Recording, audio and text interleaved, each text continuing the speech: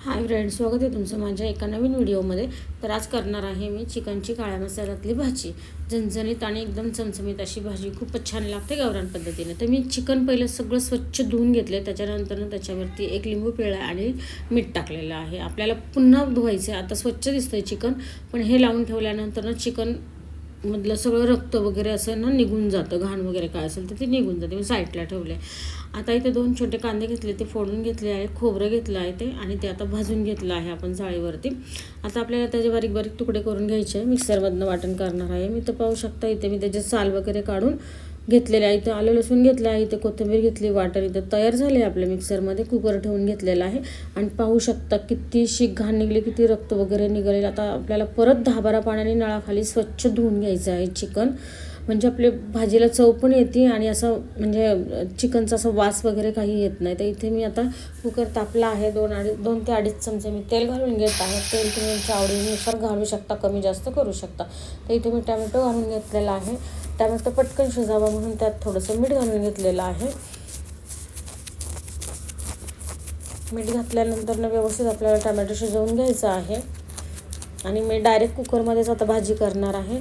तर इथे पाहू शकता कुकरमध्ये करणार आहे, त्यामुळे टॅमॅटो टाकला म्हणजे जरा थोडंसं फोडी जरी दिसल्या तरी त्या कुकरच्या शिट्टीमध्ये त्या पूर्ण अशा हे होऊन जातात, शिजून जातात. तर इथे मी आता आपले मसाले घेतलेले आहे. हळद घातलेली आहे, 1 चमचा धना पावडर घातलेली आहे, आणि त्याचबरोबर 1 चमचा तिखट घातलेलं आहे आपलं मिरचीचं पावडरचं, आणि ते आहे काळा मसाला. तर ही पुडी सगळीकडेच मिळत असेल मला वाटतं. पाऊच हे 10 रुपयाला मिळतं. हे तुम्ही नक्कीच वापरा, खूपच टेस्टी मसाला लागतो हा. काळा मसाला म्हणून येतो असं. तर आता तो घालून घेतलेला आहे आणि व्यवस्थित आता मसाले आपले छान असे वास येईपर्यंत आपल्याला परतून घ्यायचे आहे. तर पाहू शकता इथं मसाले परतून झालेले आहेत, वाटण पण झालेले आहेत. आता मी वाटण घालून घेते, अंदाजानेच वाटण घालून. मला खूप अशी घट्ट अशी दाटसर भाजी नाही पाहिजे, छान अशी भाकरीसोबत खाता येईल अशीच भाजी करायची आहे.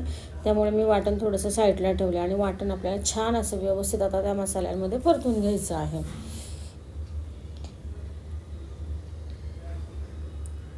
पाहू शकता इथे वाटण आपलं छान असं परतून झालेलं आहे.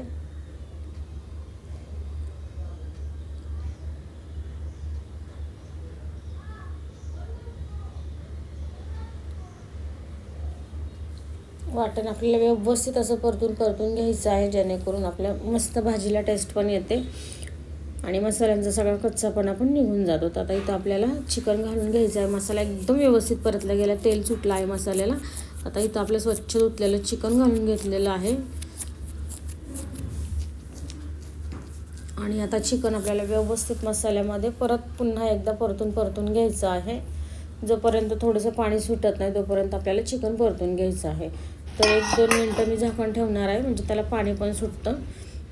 तर पाहू शकता किती पाणी सुटलं आहे चिकनला. तर आता आपण व्यवस्थित चिकन हलवून घेऊन त्याच्यामध्ये आपल्याला लागेल तसं आता आपण त्याच्यामध्ये पाणी घालणार आहोत.